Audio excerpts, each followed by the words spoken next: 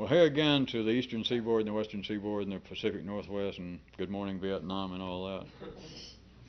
Based upon the great flow of enthusiasm and alertness down here, which if you guys don't look at the date in the other cities, this is, I don't know what this has anything to do with it, but it's Thanksgiving Eve. I guess it's the holidays. And kicking that sucker like tomorrow might be a holiday. Which I think would have been an improvement with some of you if you had thrown your head down and been kicking it around.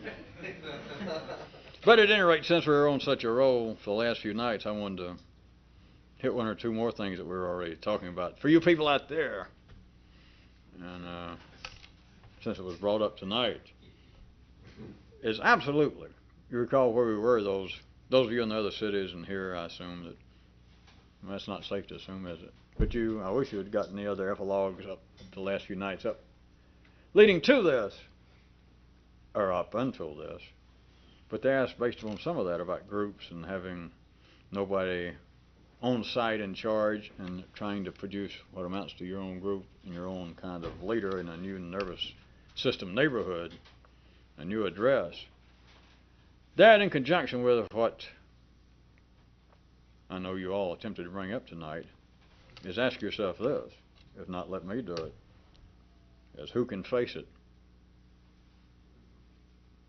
It.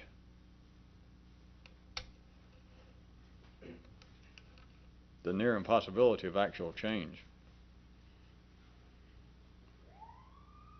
Is that in life and to yourself, what little you heard of the tape tonight, I'll assume in other places, all ideas of freedom, all that stuff, makes people's nervous system normally very uneasy, if they were seriously listening. Ordinary people would normally discount such as that, just ignore it. But you, in such a way, part of it was a trick even with a public tape, sort of tricky, if you know what I mean by now, that it should make one sort of uneasy to think that you have been pursuing something, or there might be somebody that knows something about how you might actually change, because everyone wants to change or you wouldn't be pursuing this or anything else. But who can face it? Who can just face up to it? And it is really the near impossibility of change, no matter who the hell you are. All the talk that I tried to do tonight, if you were listening, again, or heard any of it, about the absolute, undeniable fact that you've got to see, because even ordinary mothers can see that at the physical primary level, there is no change. Just forget it. If you could change, it'd be detrimental. There is no need to change at the primary level, assuming you want to live. At the secondary level, what if, not me just saying I could almost get an intellect ordinarily to agree to it, but what if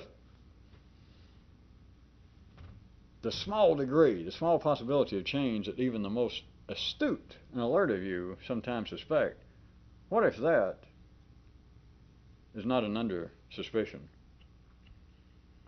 What if all ideas of change are just damn near impossible? Or if you're really good, since you're beginning to piss me off anyway, what if there is no such thing as change even at the secondary level?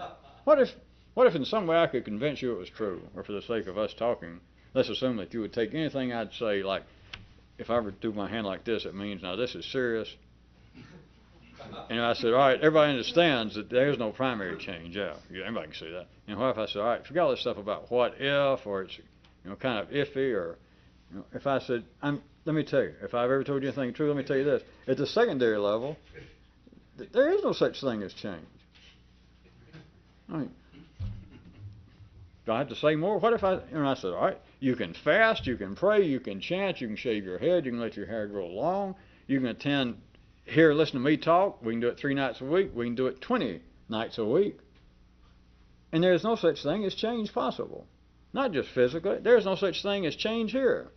A dog is going to stand up when you approach him. What if that was true? Who can face up to it?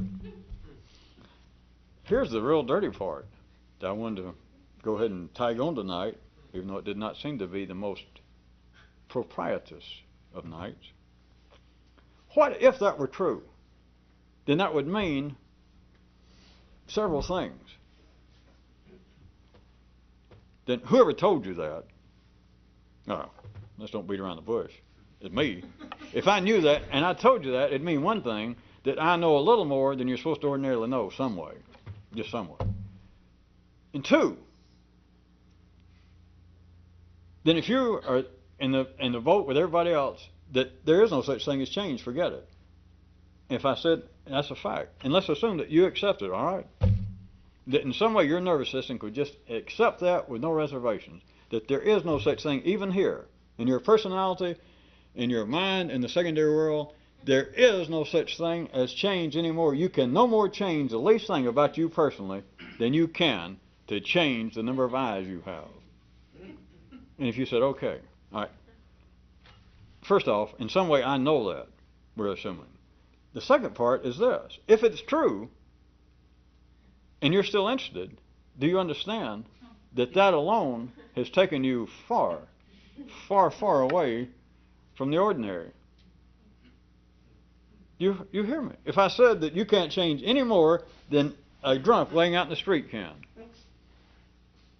and if you said, all right, in some way I accept that, and if I said, well, I'll show up again Friday and we'll continue this, is anybody going to show up? And you all said, yeah. And this has got nothing to do with any kind of cheap joke you can make to yourself, like, well, it just shows that we're unusually dumb. No. It's trickier than that. Dumb is nothing. Dumb is simple. I mean, we can all be dumb. I mean, but what if there is no such thing as change, period? Just nothing. You just can't change. Nobody. Buddha couldn't change. Muhammad, Moses, you, your mama, your kids. No one can change, even here. What if that's true? And you go, all right. And I say, well, will anybody be here Friday? And you all say, yeah, I'll be here. Think about it. Because now ordinary people, you understand, the ordinary, the sane, to say the least, the more sane, the more intelligent, the more ordinarily intelligent they were, if they were here, and in some way I could make them believe that. That I said, that's just a fact. Would anybody show back up? No. Which is part of the Titweiler nightly report was saying, you know, if you ever think, well, maybe somebody else knows something I don't. Maybe there are people out in life smarter than me. You know, maybe collectively, the rest of the world's smarter than me. You know, don't worry, bunkie. Not as long as the churches are open and dragging them in, which is just what we're talking about. That's just the great, well, that and the instructions being still included with condoms.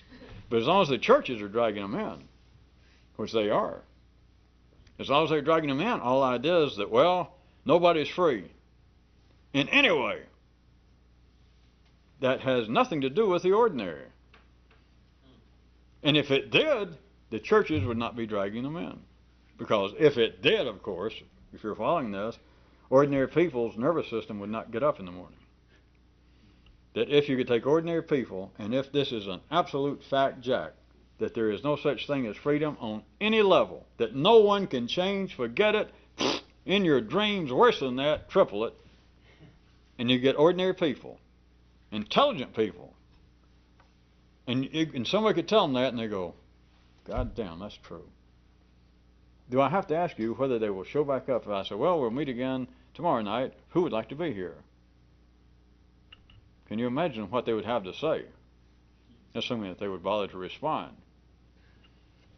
They would make sarcasm and cynicism look like past children's games. The point is, no one would show up. No one would be interested. If they could be convinced of that, they'd say, well, what else is there to say? What else can you do? If that's a fact, what else can you do? The fact is, if it were true, which it is, if it were true, those who accept it and are discouraged thereby, to put it crudely but succinctly, then it's irrelevant. Because they are, as everyone else, they are in a state of non-freedom at the primary level, and at the secondary, they're in a state of dreaming of an otherwise, which is what keeps them alive. That is, that they cannot hear this, or they would say, well, you're nuts. And if I was staying here silly enough and insisting to people, there is no such thing as freedom. You cannot change an idea. You can't change one thing about you. Forget bad habits. Forget drinking and smoking and eating too much. You can't change one thing about you. Sane, decent people realize that's insanity. That's not true. And they can prove it to themselves, which I've proved it for them before, and I can do it right now. Because I can say, I'm talking to ordinary people, there's no such thing as freedom here. Do you hear me? Well, yeah, I hear what you're saying, but you're crazy. And the proof is that they can say I'm crazy. That's the proof. Or say, well, you're wrong. I say I'm not wrong. You cannot change one thing about you. And you can sit right there in your own nervous system, and it's healthy, effervescent glow can go, is that a metaphor he's making? Did I detect, was there some kind of fishy look in the guy's eyes prior to this? Is he on some kind of dope? Does he mean this? He can't mean this literally. Do you understand? All of that going on is polar-based thinking, and it's proof to itself. It doesn't have to analyze itself. That is the living proof that it does have some freedom, because it is apparently even weighing, just at least momentarily, like, did I misunderstand him? There's proof that there's freedom up here. Wait a minute.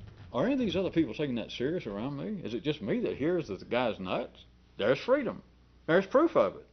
Because it is tacitly, well, it's actively operating, but to put it this way to you, it is tacitly telling itself, well, wait a minute, I can even consider that there is some, perhaps symbolic validity to this, whereas it's actually insanity. There is its own proof by operation. It doesn't have to think, well, can I prove that I have some freedom here? Because what it's doing is saying, all right, is that true or not? And you don't have to go any further. As long as the polar-based flow of energy up here is flowing, you cannot tell it at the ordinary level, hey, you got no freedom whatsoever. Every time life comes over, every time I come over and want to pet you, you stand up. I say, hey, you don't have to do that. Well, maybe not. I don't know. As long as the polar-based energy is alive, which if you're alive and sane, then it's alive, then any idea that change is not possible is somewhere between moot and ridiculous. Back to my question, who can face up to it? I'm not playing around as when I was doing an epilogue. Who can face up that it's, how about let's keep it within even that which we can talk about sort of reasonably, even amongst us. What if all ideas of change, any ideas of change, what if it's just almost, I'm serious, what if it's just almost, God damn it, impossible? Which I can't believe this comes in kind of shock to anybody. Perhaps the only thing you've done about being around here is you've improved probably the quality of your dreams. But as much as at times I know that you feel like, well, that you can think new things and you can do new things, or that you can react in ways that you couldn't react before, or that now you can refrain from being as upset when your mama says, you ever got married yet? Did you ever get a haircut? Did you ever get a job? Or that somebody looks at you funny? And you feel like, well, I can live better and I can do all kinds of stuff. I can explain almost all that by aging hormones. Oh, no, really, I'm doing a lot better. Look, you got to face up to it. Maybe you are doing a lot better. I'm glad you think so. But if you know anything, you know that real change is damn near impossible. And if you don't, you should think about it right quick. All right, that was long enough. That all the things that seem to improve in your life, that you are better off, they could be attributed directly to ragged hormones. You're getting fucking older, not wiser. That's ordinary people go, well, yeah, that's true. 10 years ago, hell, almost every weekend I'd get drunk and go out and get in a fight and try to pick up some strange woman. I don't know. Shit, after getting arrested 10 times, lost my license, worked on my third wife. I don't know. You know, I could be. And there was a guy route tonight nobody seemed to like. The people who will say what their actions are not based on, it's just a sly dog way of still telling what kind of guy you are. This is like people go, well, boy, I've been an idiot. You know, I just told you. Lost my car, had my license taken away, my insurance. You know, I now pay $12,000 a year in car insurance. You know, but hey, And then they play this kind of stuff. People go, hey, am I a boy genius? It only took me, 30 years to finally learn something. Boy, doesn't that sound great? Which is the basis throughout history of, with wisdom comes age, or if you like the cheaper version, live and learn. How about the revolutionist version? You're getting fucking old. God, I was wild as hell when I was 20. Not just wild, I was nuts. I mean, I didn't have any sense. And then what they're saying, they don't fit that. Well, it doesn't matter to them, but what they're saying is, now after 20 years, I do not go out and get drunk like that every weekend. I mean, it took me 20 years to come to my senses. Now it took you 20 years to get 20 years older. Well, yeah, get older and wiser. You get older and your damn hormones wear out. You get older and you're closer to dying. Yeah, but I'm a lot smarter. No, you're tireder. And I'll say you are, is your genes, your hormones are tired. Back to, if you know anything, you know that that is not an overstatement to say that it is down there just the height of folly to talk about change. And some of you need to back up, and you should be able to see it real quickly. It's not either good or bad. You don't have to feel good or bad about it. Because even if it was a fact, what I said, that even here, that there is no more chance of change here than there is a chance that you're going to come here or go to a church or read a book and be able to grow a new ear. What if there's no difference? You're not going to change here. So everybody who sees that and can't stand it, everybody just sees that and that's the end of it, leave. Whoever's left, you're not in the ordinary to begin with. If you say, well, that's, I believe that's true, but I can't quit trying. I can't quit this. We're on a different level already. Not a level that makes any sense. Well, it doesn't, because if it's true that you can't change, why would you stay? You'd get for the rest of the intelligent people, and I say, all right, if everybody heard that and you believe me, that's the secret I've been holding out all these years, is that you can't change. No matter what you do, you can starve, you can do anything in the goddamn world. You can listen to me talk until St. Francis comes out and tries to hit me with a stick. You can do all of that, and you cannot change even here.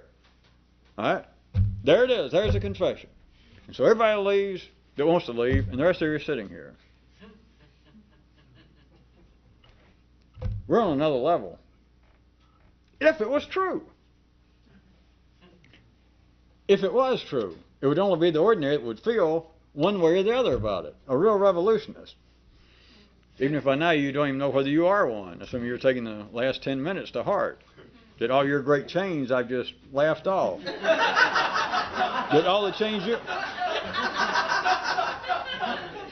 Well, at least for you people on tape, at least I finally got their attention here tonight. So since I finally done that, let's press ahead and tell you. Just about all the change you ever made, you might as well laugh off. It's not just a joke. You just got goddamn fucking older. If you can get a glimpse of that, it'd be the same as me saying there's no such thing as change anyway. If you saw that all the great improvements you've made and all the times that you thought how great it was that you met me and things I've said and then things you thought about that helped you change, if you can take a quick glimpse and realize, I ain't changed worth a goddamn, I got older. And that's it. If that struck you for a second, if you're a real revolutionist, which you'd have to be to go that far, the point is, even if that were true, there's nothing to feel good about. Well, let's start the other way, the ordinary way. There's nothing to feel bad about, but there's nothing to feel good about. A real revolutionist. And by now, I hope tonight we've helped clarify the matter.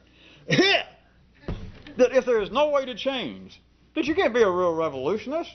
I mean, not on the basis that, well, we all start out living, as you call it, and start using my terms back on me. There you go. Talk about trying to help us all out. Well, you start off living at one level, some level of consciousness here, some neural neighborhood, but then you work to move away from that civilian crowd, just the old collective thought, and move over to some neural place. What if I said, hey, Jesus, it's a fairy tale. I just said it to try to tell you something. I kept telling you it was a parable. You can't change. You can't change here. Forget it. Now, would you like to leave? And some of you go, well, no, I'll stick around. Do you understand? That is already being a real revolutionist. To be confronted by, let's put it this way, the ghastly truth, if that's what it is. the horrible, the gut-wrenching, the almost incomprehensible, the damn near take your breath away truth. And then you go, well, all right. So, if I said there is no such thing as a neuro-revolutionist, and you go, all right. If you still stay here, you realize there is something like a neuro-revolutionist. Because if I just told you the truth and you heard it, you would feel some way about it. What if nobody can change, even here? Any decent person. Now let's say that somebody had been pursuing this, trying to go along with some kind of great course, and keep signing up and buying new books. And then one day I got drunk. My hormones wore out, and I said, I got to tell you the truth. I feel so guilty. There's no such thing as a neuro-revolutionist. I understand the limits of human nature in some way, but the idea that you can change, I got news for you. I do know a secret, but my secret amounts to this: you can't change. And so let's assume that some of the crowd, some of the religion, some of the church, the assembly, they all ran out screaming, or at least ran out going, yeah. And I looked around, some people were left. And I said, you'll meet tomorrow night? And you went, yeah, sure. Do you realize you're not ordinary? You're in some way now resembling the very thing that I just got through saying, hey, there is no such thing. You can't change. A real revolutionist, even if there is no such thing, if he heard that there's no such thing as a real revolutionist and that you can't change, a real revolutionist wouldn't care.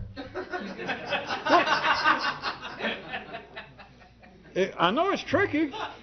When I say wouldn't care, if it's the truth and he's facing it, what good's it going to do to care?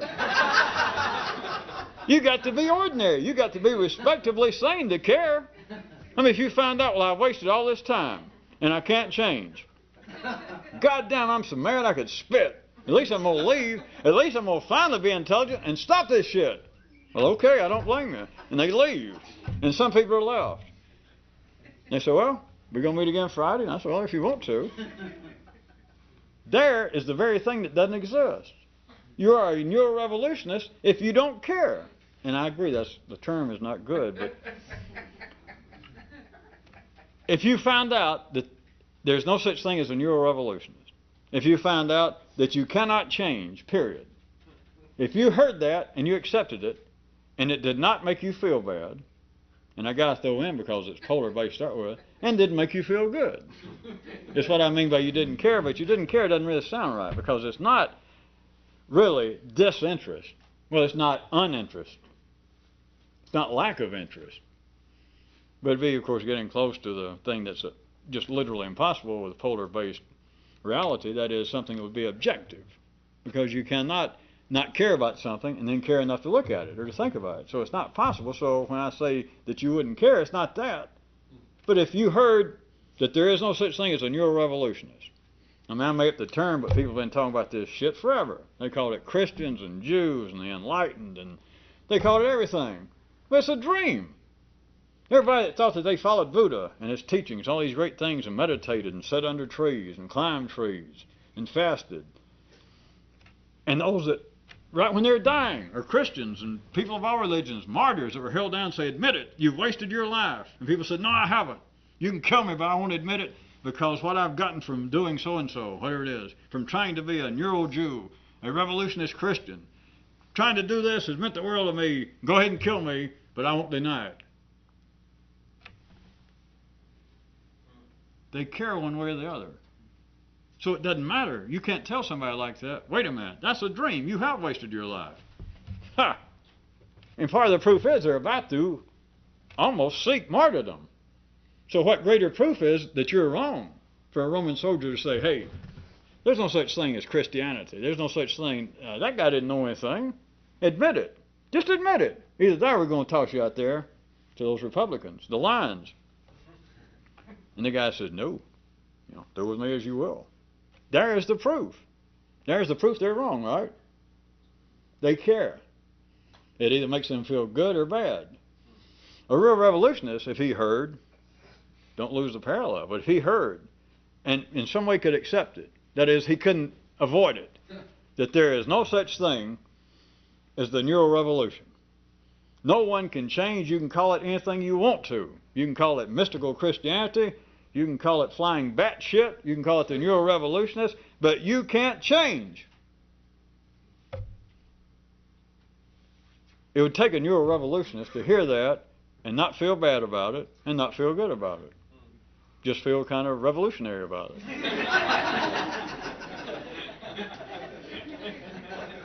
That perhaps their strongest reaction would be, are we still going to meet Friday? Do you see then that the question that it would arise, you would think that if it were true that you cannot change, if it did not make you feel good, did not make you feel bad, do you realize then that the ball game has torqued? It's shifted. But who can face it? Well, I wanted to throw on the epilogue tonight since I'd already brought it up in the public tape. I could go on a long time. I bet you could. May I leave you with this? Of course, you guys out there on tape are getting it late. I was going to say a Thanksgiving holiday. This is Thanksgiving Eve. Seriously consider the matter. Is change possible? Not theoretical. Don't listen to me or me talking all of the night. Because you people are prime candidates now. Many, many, many of you here and out there in some of the other cities. There's no doubt that you would almost, I don't mean this literally, but you would almost suffer a form of intellectual martyrdom if somebody said, all that stuff you've been trying to do all your life, whether they blamed it on me or something, they just knew that you're always trying to, do something off on your own in your weird head. And they say, I've noticed, I used to kind of laugh at it, but you're not the same person you were 10 years ago. Whatever it is you're up to interests me. To face that which people can't hardly face, which I'm suggesting now that some of you can, and you ought to. What you've changed, no matter what anybody said, no matter what you accepted, is a distinct, undeniable, basic, although it might be small, but a dramatic, an essential shift in what you are. Could without any great stretch of the imagination be attributed to age. That if in some way, if some of you would take what I say are of some importance, if I could leap into your brain and say, well, as far as I'm concerned, you are one of the ones that have made this, that I've kept going because I know how much you've heard of it, and I know that it has had some significance to you, and you went, yeah, and I jumped down in your nervous system, and I'm down there playing in your own goof field, and I say, well, I know exactly, as far as you're concerned, how your nervous system, how your thinking, your views, your attitude, your personality has changed. You go, yeah, I believe that, because I attribute most of it to you. And if I said to change, you couldn't even measure it. If you cut a short hair lengthwise, 17 times, and then tried to look at it with one eye, half drunk, that's about the degree to which you have changed, and I'm telling you the truth. I mean, as far as you actually change yourself. Is that discouraging news or what, if it's true? Well, remember this. If there is no such thing as a neuro revolution, how do you explain to somebody that could, if it's true, face reality and not be discouraged? Who could hear that who could be trying to be sincerely a neuro revolutionist and believe that to some degree, no matter how small, but to some degree they had succeeded enough that will keep them going, and then confront the fact that there is no such thing? And that just almost with no room to maneuver verbally, intellectually, almost no room, that you can dismiss every change that you ever think that you have accomplished and just attribute it to aging hormones. And then see if anything is left. If you could do that and not feel bad about it and not feel good about it, that your strongest feeling would be, are we still meeting Friday?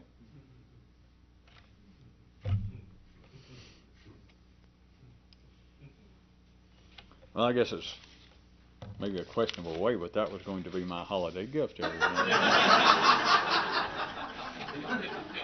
No, that's right. Don't write and thank me now. No.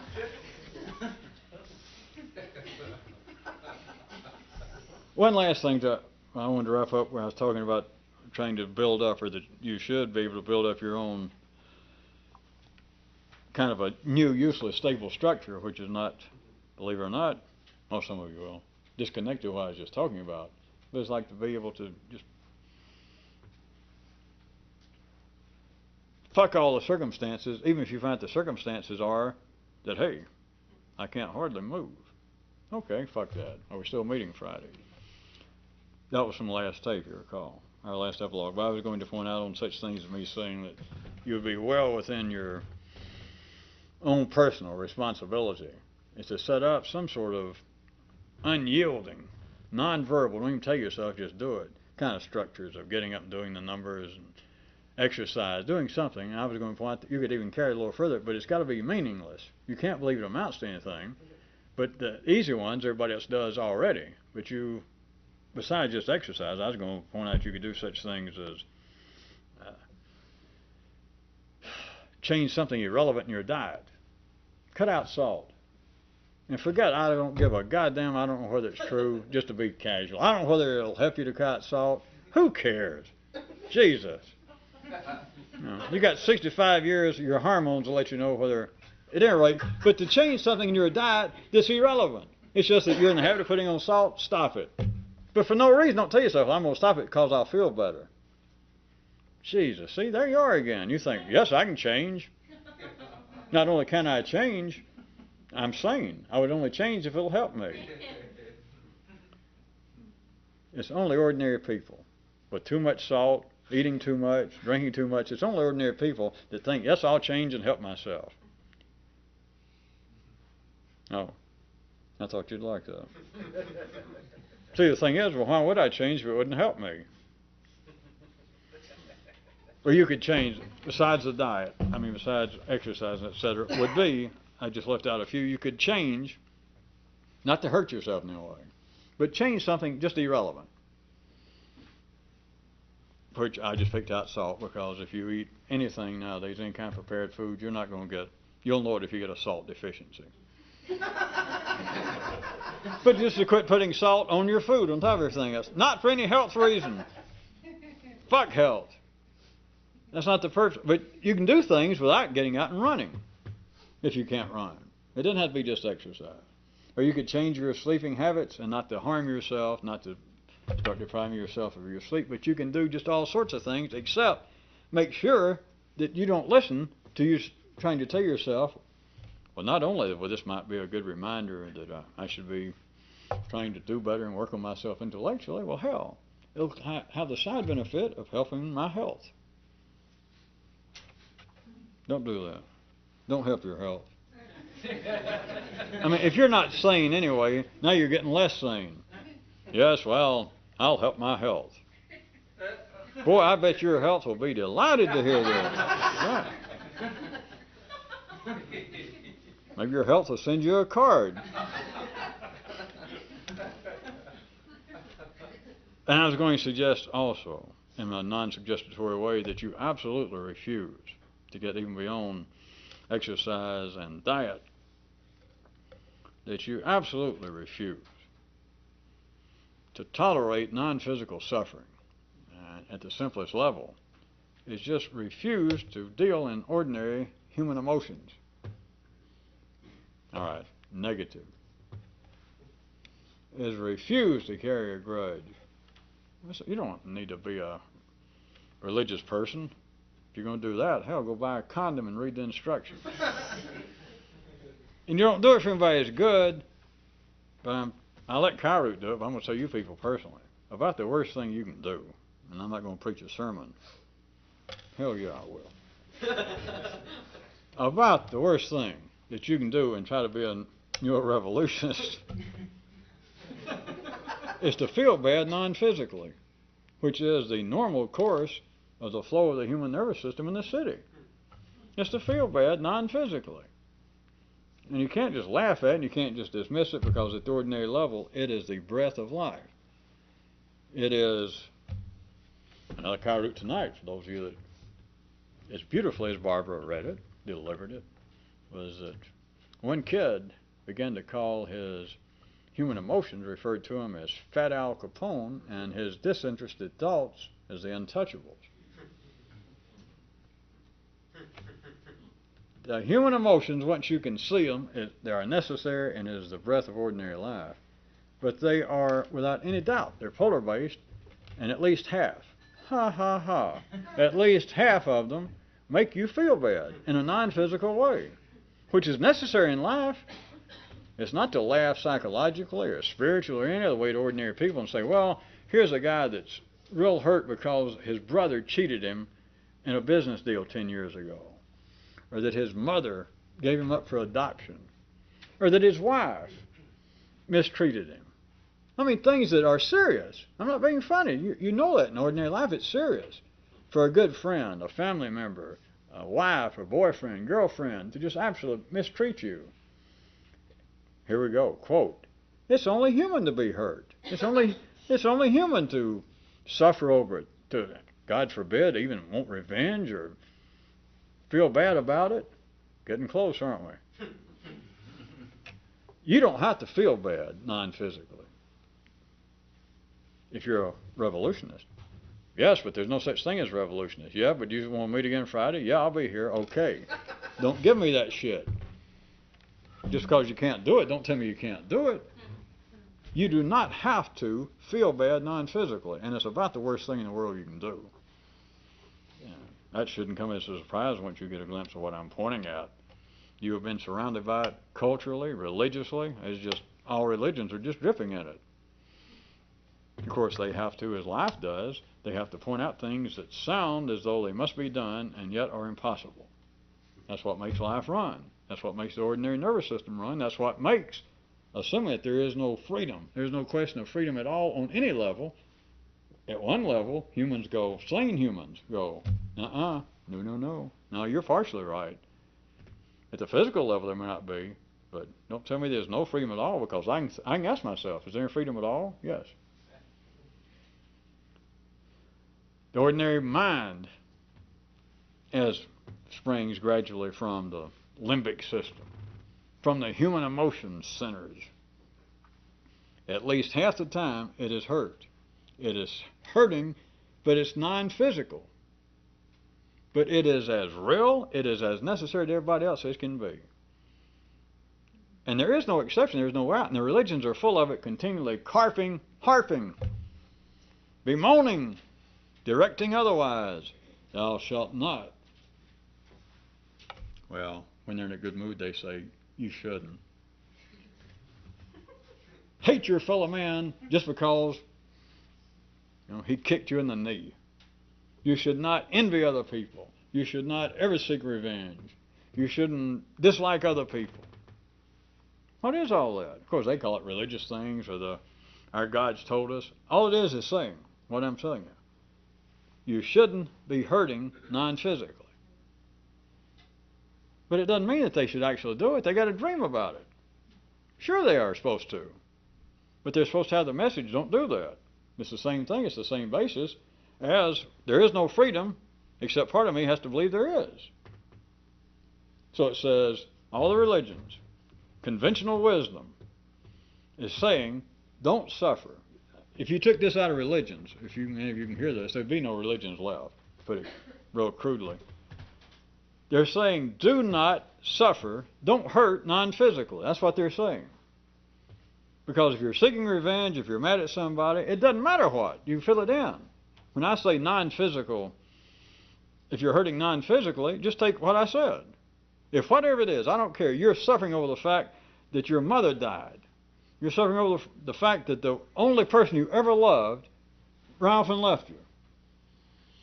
I mean, that about covers it. What else do you want? I'm not making fun of it. And you say, that hurts. I know. But whatever it is, if it is a non-physical thing, just crudely, forget all religions. If it's not something physically, if it's not a corn, if it's not a twisted ankle, if it's not a blood clot, if it's not a paper cut or something else serious. If it's not that, it is simply a non-physical hurting. And that is about the worst thing a revolutionist could do. And it is about as real as being alive. And at the ordinary level, if you're not going to be a real revolutionist, since one doesn't exist, but if you're still going to show up again Friday, then the worst thing you can do, probably, is to tolerate non-physical pain. And the ways out are so complex, so hard to do. Well, they are. Let's don't be sarcastic about it. Goddamn. If it wasn't so hard to do, all Christians would be real Christians. All religious Jews would be Jews. All Muslims would be true believers. That is, everyone would be succeeding. But of course they don't, because that's hard shit to do. To say, forgive those who have trespassed against you. And people say, I know that's true. I know that's true. I have worked on that. I've prayed over it. I have chanted over it. I've lit candles over it. What they're saying is, in my dreams tomorrow. Because they cannot do it. And they'll say it. No, I can't do it. I pray to God. I hope for the best. I depend upon the kindness of strangers. No, it's God's. The kindness of God's. Now, was that enough sarcasm? Yeah, it's hard for an ordinary person to do. It's impossible. Now back to the reality of it. If there was a such thing as a revolutionist. Somebody mistreated you. And I am now the living example of an idée fixe. That's all I think about is how that person cheated me. How they lied to me. I gave that woman, I gave that man, I gave them 5 of the best years of my life. I never cheated on her once. I never lied to that guy one time. We were in business. I would have probably lied to my mother. Here it goes. Jesus Christ, wind them up and listen to them live. I mean, whine, not live. But you'd take these kind of sane people and you'd say, isn't that awful to suffer like that? And people will say, yeah, it is. God damn, I wish I could be more religious. I wish God would relieve me of this, or I wish I could afford to go back into therapy and cure myself. You're right, it's driving me nuts, and I wish I could stop it. How about back to good old Captain Sarcasm? Because ordinary people are doing all they can. But now back to somebody that would try to be that which is impossible to be. What are we talking about here?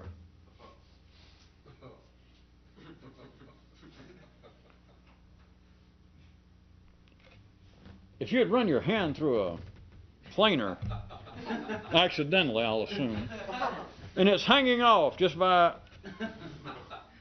a thread, figuratively speaking, and if I jumped out, being Captain Smarling says, God damn, put that hand back together and quit crying. That's insane, even for us. You know, we're talking about a serious piece of business here, microsurgery at least. But at least for you to be hurting over it, let's admit it, is well within the confines of reasonable expectations. And there's nothing you can do about it. It is equally as painful, some people more so at the ordinary level, to be hurting over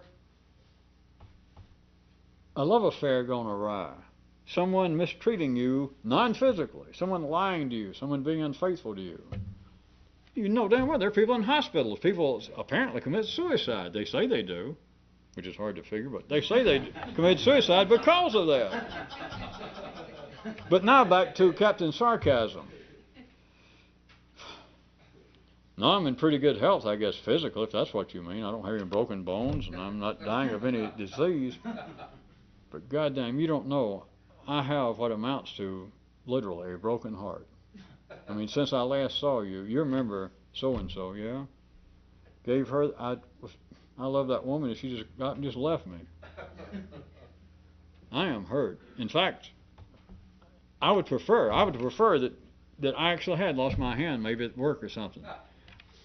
Because I thought, well, you know, she's gone, I'll get over it, I'll find another woman, but hell, it's been 2 years. Well, 6 months. And I think about it, I hurt. You know in life. You know, point out there like it happened to somebody else and you just heard about it and read about it. That is pain. Now back to being boy and girl rocket scientists. Yeah, I can't make my hand grow back if I cut it off. And this is just as bad. Right, yeah. Yes, sir. Now we agreed it's just as bad. Yeah, you did agree to that. But see, where I got real sarcastic and smart-ass was about, yes, I can't stop that any more than I could stop my hand bleeding if I did stick it in a planer. Is that right? Is that right? Then we have the double stupid, oh no, not the stupid test. We have the ordinary test. We now have your agreement that there is no such thing as a neurorevolutionist. You do now agree. I finally got you to see the truth that you're right, there is no such thing as freedom.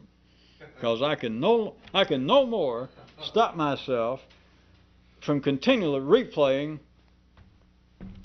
I remember the temperature, I remember how I felt. I walked in from work, and she was walking out the door with a suitcase, and she says, hey, on the stove is some cold biscuits and my goodbye note.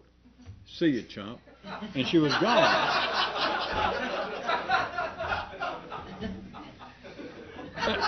And the ordinary nervous system says,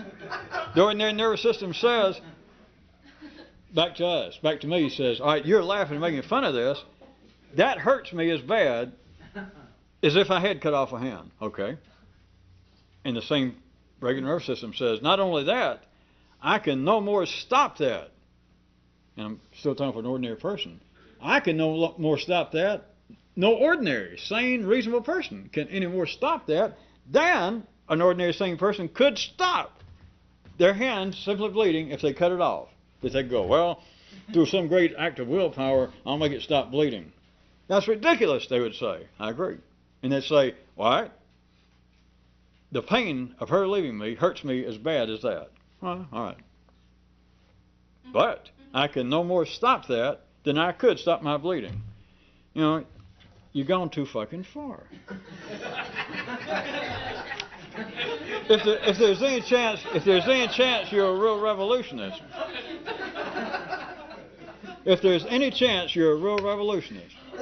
You know, since I've already stated there is no such thing, and the rest of them left, right? And you stuck around to see if we're going to meet again next time.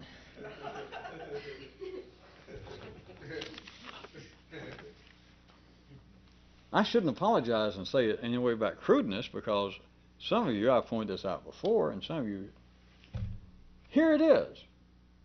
I'll agree. There's no doubt. They don't need my agreement. Ordinary people cannot stop that. They're telling the truth. Your nervous system is telling the truth to say, I cannot stop thinking about how she left me. Or if you don't like, unrequited or disjointed love affair, revenge. Somebody mistreated you. Without any doubt, you tell me the details, it just takes a second. Everybody's been mistreated. There's no doubt about that. Somebody has cheated you, somebody that you love, somebody you trusted, somebody you tried to help. For no reason other than to help them, and they just screwed you. Just treated you like a piece of shit. Just turned their back once they got what they wanted. I hear somebody's name that's even close to theirs. I think about it almost every day, and you're right, it's kind of nuts. Because I lent him money to get his baby daughter out of the hospital back in 1962. He had nobody. I had to take out another mortgage on my home and almost lost it to give him the money. She was there in the emergency room to save her life. And he fell on his knees, literally. We were back there in the waiting room at 3 in the morning, and the man tried to kiss my hand. He said he was going to start paying me about $10 a week. She got out of the hospital. I've never even seen him. I mean, they live across town, and he's married to my cousin. And he won't even call. And I'm still talking for an ordinary person. And they say, all right, you're right that I shouldn't do that. And I guess if I was more of a, fill it in, Christian, Jew, or Baptist, if you want to take the religious, they'd say, if I had been more religious, perhaps God in some way would have tried to take this kind of burden off my heart, this desire for revenge. If they were less religious, they might say, I wish I could go into therapy. I mean, I don't have the money now to hardly stay alive, but if I had money, I guess you're right, I shouldn't be doing this. It's tearing my life apart. And it's ridiculous. He's not going to pay me. I don't even think he can pay me. He's in worse shape now than I am. I know that much about him financially. I hear about it. But I cannot stop it. And so if I had the wherewithal, if I could afford it, I would go into therapy. Because I ain't like you. I don't laugh at psychiatry. If there's any chance that somebody could help me, I would go and seek it out so to stop this. But when you say that it's impossible to change, I got to agree with you. Because since I'm not religious, or religious people say that the grace of God in some way, that the great cosmic forces, if they ever take a liking to you, that they can come in and stop such as this. Not just miracles that maybe make somebody grow their hand back or take away a cancerous lung and all that cheap faith healing. I even believe, or I wish I could believe, some of them believe that the gods will come down if you're religious in a certain way and heal your spirit. That they will take, if you've got some kind of obsession about seeking revenge on somebody or worrying about the death of a loved one or just something that drives you nuts, that I envy them. I had a grandmother that was real religious, and she would say once something started bothering her, that somebody would cheat her out of money or something, and she'd say, oh, I just pray about it and I turn it over to God and I don't worry about it. And a person would say, God, if I could be like that, but I can't. But you're right about this. It is bad. It is tearing my life apart. But you already told me the truth tonight, they're saying to me. You can't change. I can no more stop doing this. I have tried. I even tried drinking. I had a drinking problem for several years. I'm going to tell you the truth. I had to finally take responsibility, but I'm going to tell you the truth. As far as I look back at now, I think what started me drinking was I was so mad at that son of a bitch after I saved his daughter's life and almost lost my own home, and then he'd never even said thank you, never heard from him. I'm not really making excuses because I did quit. I mean, I joined AA and I pulled myself together. But I do believe those several years when I was drinking so bad, I think it was because of that. You understand the reason I'm going through all this? They're saying what the ordinary nervous system says. They're saying that kind of change, non-physical pain, to try and simply stop it is not. We got psychiatry, we got religion. People can't hardly do it. So don't you stand there and try to tell me, I'm speaking for ordinary people still, that that's some sort of matter that you can do. Because I can, and I'm as reasonable, I'm as sane, I feel like as anybody else. But I cannot stop thinking about, and then fill it in, the death of my mother, that guy cheating me, my cousin-in-law cheating me, my wife leaving me, just out of the clear blue sky. I can no more stop thinking about that and hurting over it than I could if my hand got cut off and we looked down and said, oh, Jesus, that's messy and it hurts. Stop bleeding. I can't do it and I can't do that. Back to Captain Sarcasm. That is the necessary story out in life. If you accept that, you don't really want to know if we're going to make Friday, do you? Are you that goddamn hard up for a hobby? Because you're not a revolutionist. To say, well, that's a very viscid. That's sticky for you people in Alabama. That is a sticky, tricky problem to say, well, I mean, I keep thinking about the way that she cheated me or that he cheated me. And I keep thinking about, you mean my mother's gone, she's dead, and I'll never see her in this lifetime. I can't stand it. I can't stop thinking about it. If you're going to tell me that in some way I can stop doing that, then I ain't coming back. Hey, mother, don't come back. Yes, sirree. We're talking serious rocket scientists. Yes, sirree. Here it is. How in the world can I stop thinking about that? All right, let's try it this way. Think about something else.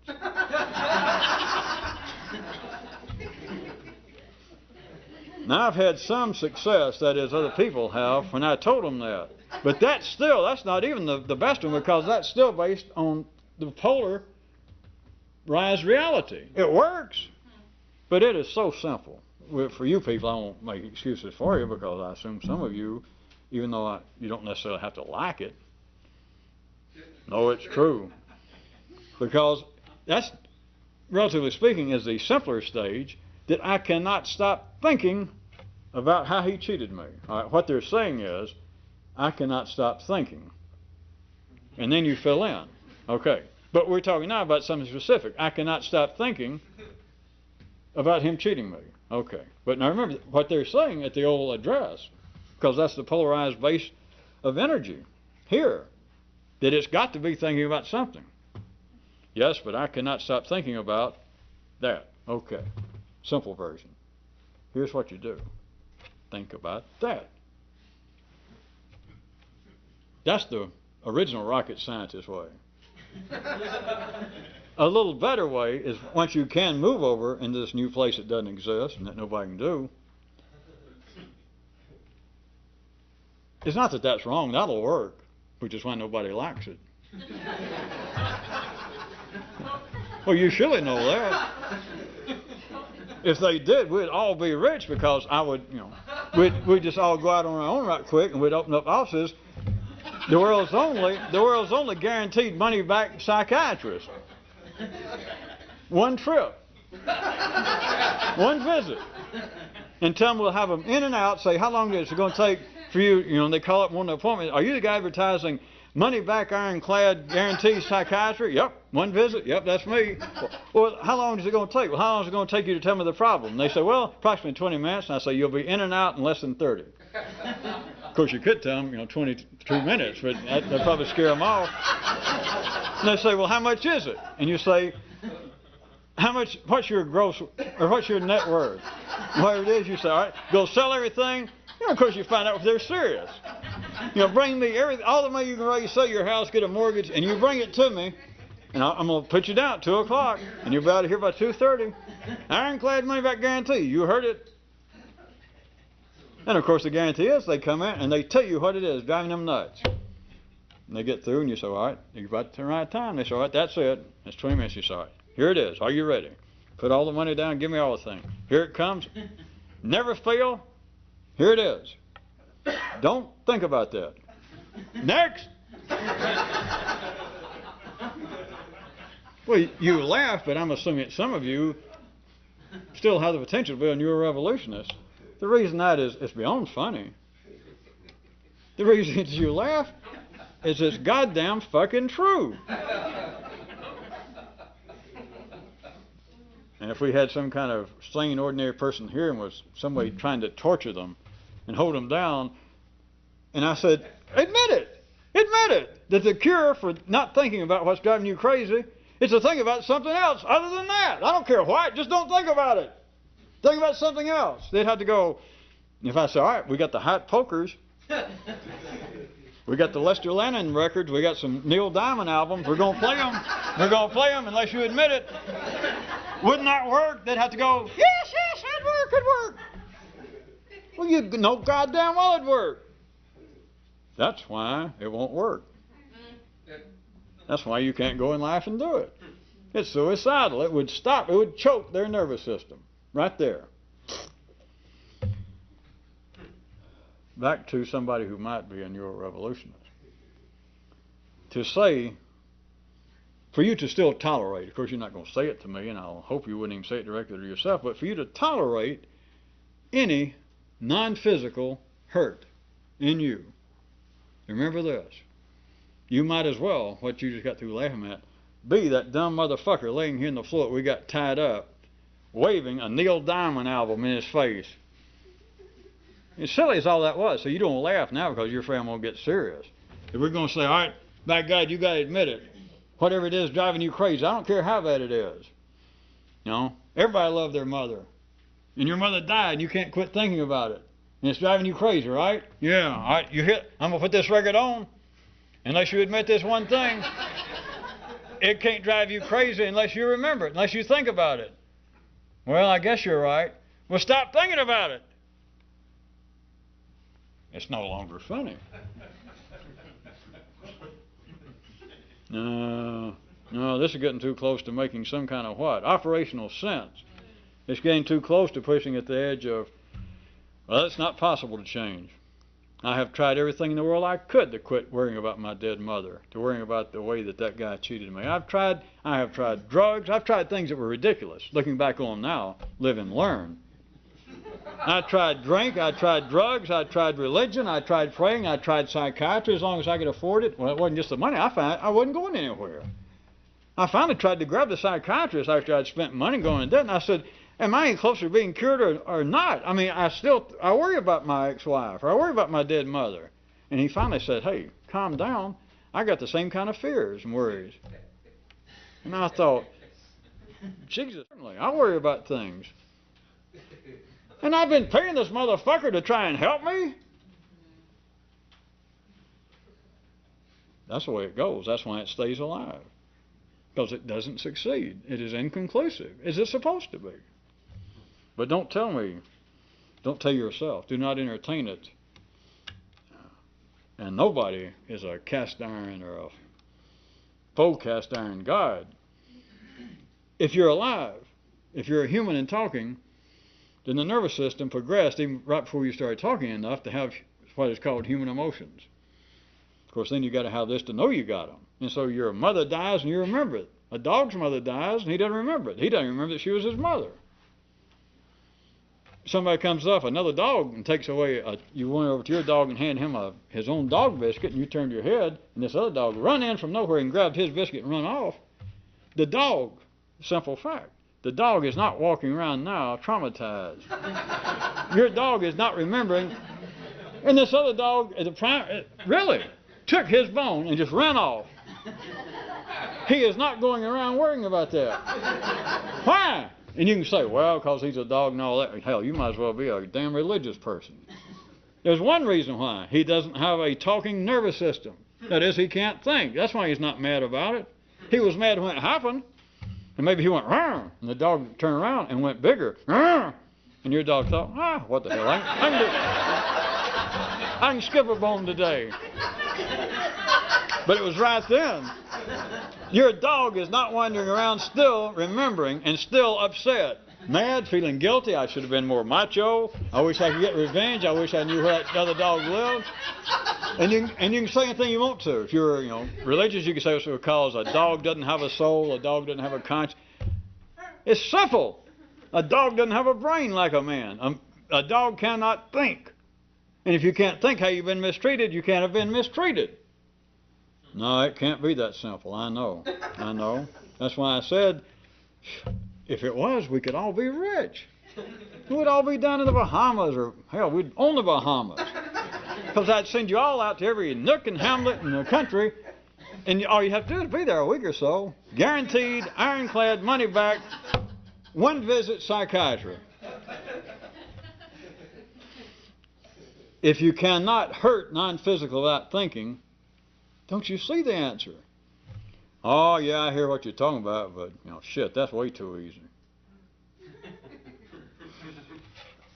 Anyway, as I said, I ended up trying to force feed you the turkey, didn't I? That was going to be my holiday present. You are not, all right, let's land on a nice positive note. Well, as is indicative of the nightly Titweiler report, do not delude yourself in any way that you're a revolutionist, even though you understand that you got to know there's not one to even be close. But don't even think that, hey, I'm even beyond that. You ain't even close if you will still tolerate the fact that whatever it is that makes you hurt, generally, continually, periodically, anything that makes you hurt non-physically, if you believe that it cannot be stopped, not treated, that's in your dreams tomorrow, that it cannot be stopped, that if you still accept the fact that no matter what it is, no matter how painful, remember, if it's non-physical, no matter how painful, if you do accept the fact that, well, that's open to some discussion about, well, I'm going to have to work on it. If you do not believe that it can be stopped right now, don't tell yourself that you're a revolutionist.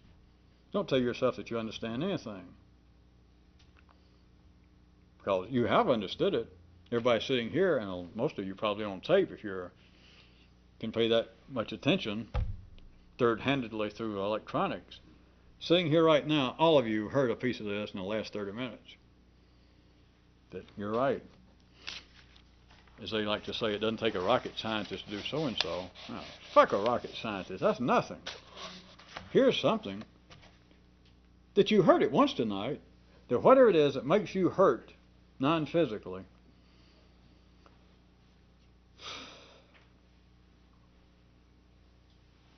the complex, the demanding, the convoluted, the perplexing, the uncertain, the doubtful, the challenging, the damn near impossible approach to this is don't think about it. I just can't do it. If I was an ordinary person, then I would say, well, yeah, the reason you can't do it is because it worked.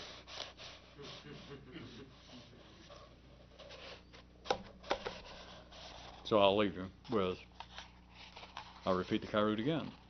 Probably the worst thing that a would-be, that a real revolutionist would do, would be to hurt non-physically. And besides just the not thinking about it, by the way,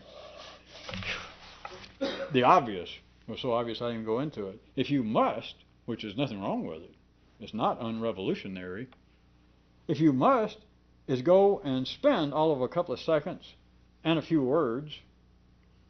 Of course, I know some of you are short on words, but go ahead and spend a few. If you even have to go to somebody and spend a couple of seconds to say something. There's nothing wrong with it if you have to, such as go look the person up and say, by the way, now you might not do it this much, or you might, but I'll go ahead and throw it in, is to go and say, by the way, do you realize for 6 or 7 years since I lent you that money, it has almost driven me crazy. I have killed you in more ways. I'm back to repeating myself in my brain, the kind of ways I've killed you and tortured you. And I just figured, fuck this shit. I never liked you. I don't like you now. You're driving me nuts. And you're never going to pay me back. As far as I can see, you probably can't make enough money if you start now giving me everything you got. You'd never pay me back. And I'm sick of it. It's been driving me nuts. And I like me better than I do. Well, hell, I like anything better than you. No matter what it took to tell him, you follow this? Is you tell the guy. What you're doing is the reality of the dreamers of religions. Forgive thy brethren. If he's offended thee, go and say, brother, through the grace of God, I believe, or through some laxity on your part, I'm sure you didn't mean it, but I have taken offense at something you did. Tell him, I have never liked you. I even liked you less since you cheated me out of that money, but goddamn, it's driving me nuts. Evidently, I'm not going to kill you. I guess I'm chicken shit. I'm afraid if I do kill you, that they'll arrest me. If I come and just try to whip you, you might be able to whip my ass. There's probably one reason I hadn't done it. But I'm going to tell you, you've been driving me nuts and I'm sick of it. Fuck you. I'm going to forget about it. You ain't going to pay me and I don't care. If it takes that, do it. Hey, that's pretty. No, I don't know. I'll have to think about it. Sure you will. That's why psychiatry continues. As I said, there's sort of the most direct step is to, I know to begin with, you think that you cannot stop thinking about it.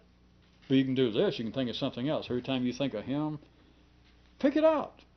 Either pick out one thing and switch it. Do anything. Well, you got to. Every time you think about that guy that owes you the money, that you saved his daughter's life and almost lost your house. Every time you think about him, that here it comes. Every time you think about him, try and think about the capitals of all of the European countries.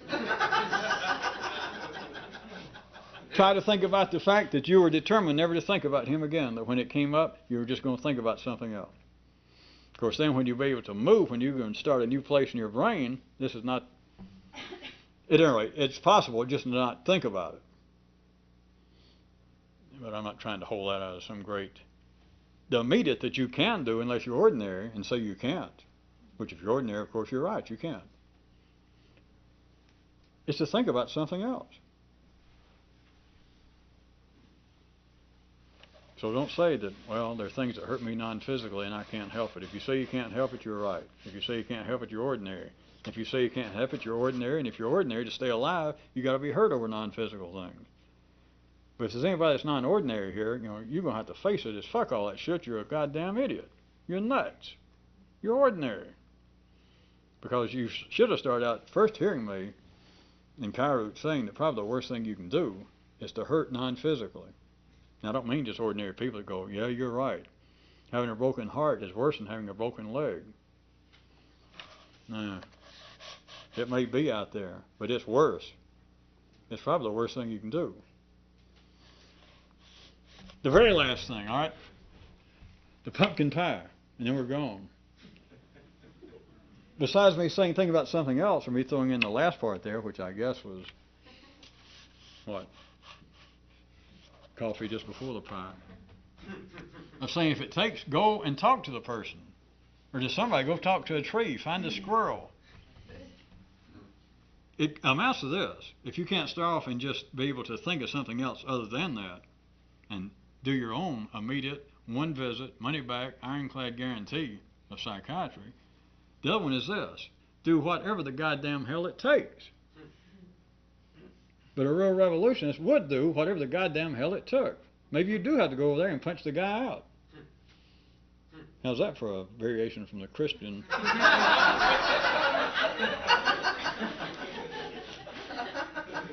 Don't make me drag out dessert for those of you that hear anything, but do you understand that is close to the reality that, say, Christians, or all religious people, you're supposed to forgive those who trespass against you? And everybody, including the Pope, says, well, I can't do it. You know, the Pope says the guy that tried to shoot me that time, I pray for him and I pray for me to forgive him, but to tell you the truth, nah. I can still see his face and I think, well, you son of a bitch, why are you shooting at me? I mean, I can't help it, says the Pope. And so he says, you know, but I try to work on it. And at least I try to forgive the man. What I just told you, the reason some of you laugh, is closer to the operational reality. Of course, you understand this wouldn't work in life, is why they don't do it. But if it took it, and you wanted to be a real Christian, the Pope would go look the guy up, whether he's still in jail, wherever he is, he'd go in and punch him. He'd try to whip the son of a bitch, and if that got him over it, you understand, that'd be better than, well, the Bible says we shouldn't seek revenge. Now, I hadn't made it stop it in my heart, but I pray. Now, that's the way it's supposed to be. The lack of success, the lack of conclusiveness. But you understand from a more complex view, you might be able to accomplish what they think they're after, which they can't get, by doing the very thing that they say, well, I'm not supposed to do that to help me get to where I want to go. You follow? That the way, from the religious view, not just Christianity, but that's the obvious one to use for you people, that says you should not seek revenge. And then all the stories about God will take it and he'll sort it all out, but you shouldn't seek revenge, it's bad for your soul, yeah. And everybody knows because they know it makes me hurt. And then you go with a story that's bad for your soul, or God didn't want you to do that. And that's why you suffer over it when you want revenge. Yeah. All right, the main thing is, of course, you're not even supposed to have to toll this, but the priest might say, don't seek revenge. Well, yeah, I knew that. But then what you got to do is try and pray and come to the bingo games or buy our cakes and raffle tickets and try not to seek revenge. Try to expunge it from your heart. And if you ask somebody around, like the priest, have you been able to do that yet? Well, certainly not, son. We're all working on it. All right. So you're not supposed to seek revenge. I mean, that goes almost without saying. But then you're supposed to try and work and get it out of your heart, which it also goes without saying is impossible. What I was playing with, pointing out why some of you believe you were tasting the whipped cream on the pie, is if you could play with ordinary reality, they would come closer to being able to do it, to go back in the opposite direction. That is, to go with somebody that you sought revenge and just whip the shit out of them because it might get you over it. Then you might be able to actually do the part they said is impossible. That you're right, I no longer hate the guy. And especially, I heard that he spent 2 weeks in the hospital. And so later, being the dastardly mass psychiatrist, I leap into your nervous system years later and I say, you remember that guy that cheated you and you felt so bad about? And you go, and I say, Hubert or something. Oh, yeah, him. And you told me for years it drove you crazy, wanting revenge on him? Yeah, you're right, I did. You remember, and you finally went over there and just beat his ass and put him in the hospital? Yeah. Have you ever worried about that since? God almighty, I hadn't even thought about him since then. Congratulations, you are now not just an attempted Christian, you're a real Christian in that sense. And since I got revenge, I no longer dream about getting revenge. The dessert was, here I go, we're gone. You can think about something else, and when you get good, you can just not think about it. Or do whatever it takes. But do not dream that you're in some way engaged in some kind of extraordinary effort if you will hurt non-physical. Because if you will sit there and tolerate non-physical hurt, you're as common as dog shit. You're just as ordinary as you can be. You and anybody, me, everybody. That's it. That is the bottom line definition of being ordinary. It's being ordinary. What else do you want? What makes man man? Being ordinary. Having human emotions. They call it, I know, spirit, soul, the spark of the Creator. It's suffering, non-physically. That's how you know that you're an alive human. And ordinary people cannot stop it. They cannot change it. But if you tolerate it and say, well, I can't change it, you're an idiot. That's enough insults. Dumb, dumb, dumb. Jesus. You might as well be a Baptist or something. I don't have to tell the people out there that are Baptist.